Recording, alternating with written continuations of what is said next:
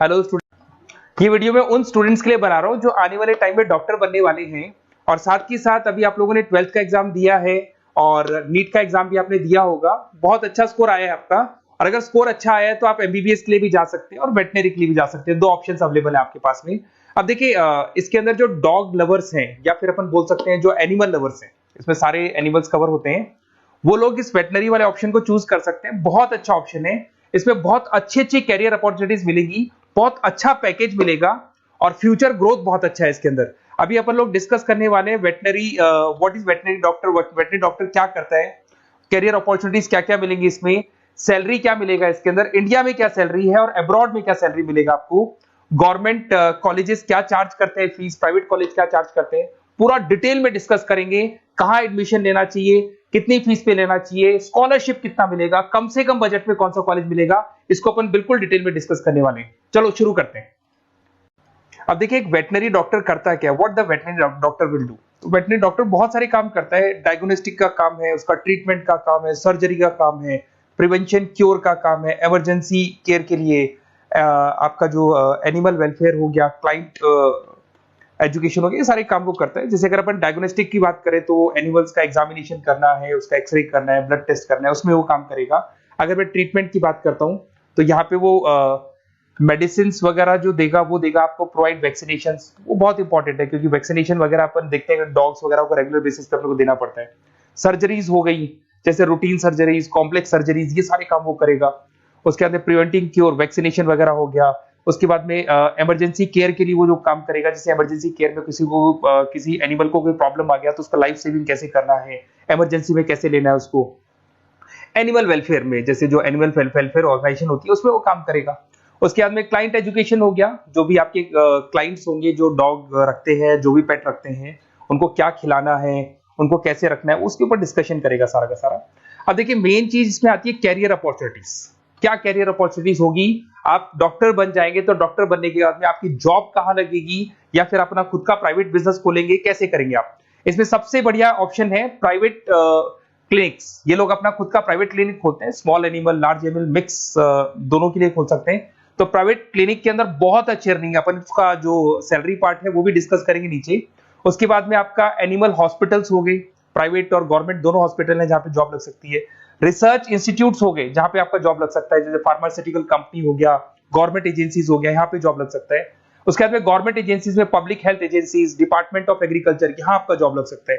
कुछ लोग बोलते हैं जू हो गया, वाइल्ड लाइफ सेंचुरी हो गई, वहां आपका जॉब लग सकता है। जू, एक्वेरियम, यहाँ पे लग सकता है, वाइल्ड लाइफ सेंचुरीज में लग सकता है।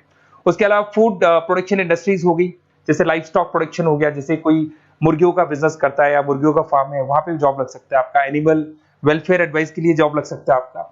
कुछ नॉन प्रॉफिट ऑर्गेनाइजेशन होती है जो एनिमल्स के लिए खुली हुई है और उनका ऑब्जेक्टिव होता है कि कोई भी अगर एनिमल के साथ कोई प्रॉब्लम है तो वो लोग सॉल्व करते हैं उसको, उसका कोई चार्ज नहीं है, वहां आपका जॉब लग सकता है। उसके बाद में पेट और फूड न्यूट्रिशन, क्या खिलाना है, जैसे आपने सुना होगा डॉग्स को पेडिग्री देते हैं अपन, वैसे कौन सी चीज खिलानी चाहिए, क्या नहीं खिलाना चाहिए, उसकी जो जितनी मेडिसिन बनेगी या जितने फूड बनेंगे वहां जॉब लग सकता है आपका।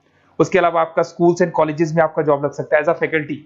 पढ़ने के बाद में अगर आपका इंटरेस्ट है फैकल्टी बनने का तो वहां आपका जॉब लग सकता है। कंसल्टेंसी फर्म्स हो गया, animal health consultancy, food safety consultancy, यहाँ आपका जॉब लग सकता है। देखो ये सारे ऑप्शन है। उसके अलावा सैलरी पैकेज देखो, अभी मैं जो सैलरी पैकेज की बात कर रहा हूँ, इंडिया की बात कर रहा हूँ, अपना जो होम कंट्री इंडिया इसकी बात कर रहा हूँ। फिर अपन सैलरी पैकेज की बात करेंगे, वो अब्रॉड की बात करेंगे। तो सब में अगर आप देखें तो ऑन एन एवरेज ये मान के चले कि आपका 5 लाख से 10 लाख तक का एवरेज जा रहा है पैकेज। अगर प्राइवेट क्लिनिक भी आप खोलते हैं, गवर्नमेंट सर्विस भी करते हैं ना, तो आप ये मान के चले कि आपका पैकेज 5 से 10 के बीच में जाएगा। उसके बाद रिसर्च इंस्टीट्यूट में भी यही मिलेगा आपको, जूस वगैरह के अंदर आपका यही 5 से 10 लाख के बीच में मिलेगा। फूड प्रोडक्शन इंडस्ट्रीज है, नॉन प्रॉफिट ऑर्गेनाइजेशन है, तो ऑन एन एवरेज ये मान के चलो 5 लाख टू 10 लाख। तो एज अ फ्रेशर आपको एक्सपीरियंस हो जाएगा तो पैकेज बढ़ जाएगा, कंसल्टेंसी फर्म से यहाँ लग सकते हैं। बट अगर आप अब्रॉड का प्लान कर रहे हो ना, तो अब्रॉड के अंदर तो ये मान के चलो कि आपका जो सैलरी है उसके अंदर बहुत जबरदस्त मल्टीपल इंक्रीमेंट होने वाला है। अगर आप अब्रॉड का प्लान कर रहे हैं, अगर यूएस में अगर आपका जॉब लगता है तो मान के चले ऑन एन एवरेज $1 लाख है एनुअली। तो अगर $1 लाख का मतलब मान के चले तो 83 या 80 रुपीज राउंड फिगर में मानोगे तो भी 80 लाख रुपए आपको मिले।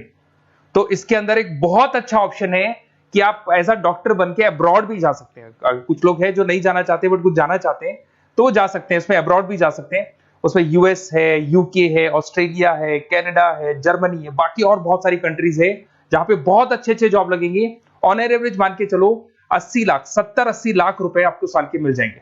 ये सारे ऑप्शंस हैं। अब मेन चीज पे आते हैं। देखो सीधी सी बात है, अगर इसको करना है तो उसको करने के लिए नीट में स्कोर कितना चाहिए, गवर्नमेंट कॉलेज क्या मांगेगा, प्राइवेट कॉलेज क्या मांगेगा। अगर मैं गवर्नमेंट कॉलेज की बात करता हूं तो नीट में मिनिमम 450 का मार्क्स चाहिए आप। अगर नीट में 450 मार्क्स नहीं है, प्लस आपका 12th में 50% कंपल्सरी, फिजिक्स, केमिस्ट्री, बायो से होना चाहिए, 50% होना चाहिए, और साथ के साथ नीट के अंदर 450 मार्क्स चाहिए। 5.5 साल का कोर्स है। गवर्नमेंट कॉलेज में अगर आपको मिल जाता है तो सबसे फर्स्ट ऑप्शन यही रखेंगे आप। यहां पर आपका 2 लाख रुपए फीस मान के चलो तो 8 लाख रुपए में आप ये मान लो 8-10 लाख के अंदर अंदर, मतलब मैक्सिमम 10 लाख का खर्चा मान के चलो, इसके अंदर अंदर आपका कंप्लीट कोर्स हो जाएगा अगर गवर्नमेंट कॉलेज मिलता है। बट अगर आपका स्कोर कम है तो मैं आपको एडवाइस करूंगा गो फॉर प्राइवेट कॉलेज, क्योंकि आगे स्कोप बहुत अच्छा है कि वापस जब आप कहीं अब्रॉड जाते हैं या फिर कहीं और जॉब करेंगे तो निकल जाता है सारा पैसा, कोई दिक्कत नहीं है। प्राइवेट कॉलेज के अंदर नीट अपीयर चाहिए। अगर आपका स्कोर कम भी है तो भी चलेगा, नीट अपीयर है तो भी चलेगा। साथ के साथ अगर यहाँ पे ड्यूरेशन देखे तो वही कॉमन रहेगा। बट प्राइवेट कॉलेज में फीस बहुत हाई है। देखो आप 5.5 से लेके 7 लाख पर एनम मान के चलो तो पूरी फीस मान लो कम से कम 30-35 लाख के आसपास फीस बैठती है आपकी। अब इसमें हॉस्टल भी इंक्लूड नहीं है, हॉस्टल का अलग से चार्जेस लगने वाला है आपका। अब मैं जो आपको बताने वाला हूं उसको ध्यान से सुनना। प्राइवेट कॉलेज में बहुत सारे कॉलेजेस हैं जो लोग स्कॉलरशिप पे एडमिशन लेते हैं, बच्चों को पता ही नहीं उन कॉलेज के बारे में। वहां पर हॉस्टल भी इंक्लूड हो जाएगा, स्कॉलरशिप भी मिल जाएगा, और बहुत मिनिमम फीस में आपका एडमिशन हो जाएगा।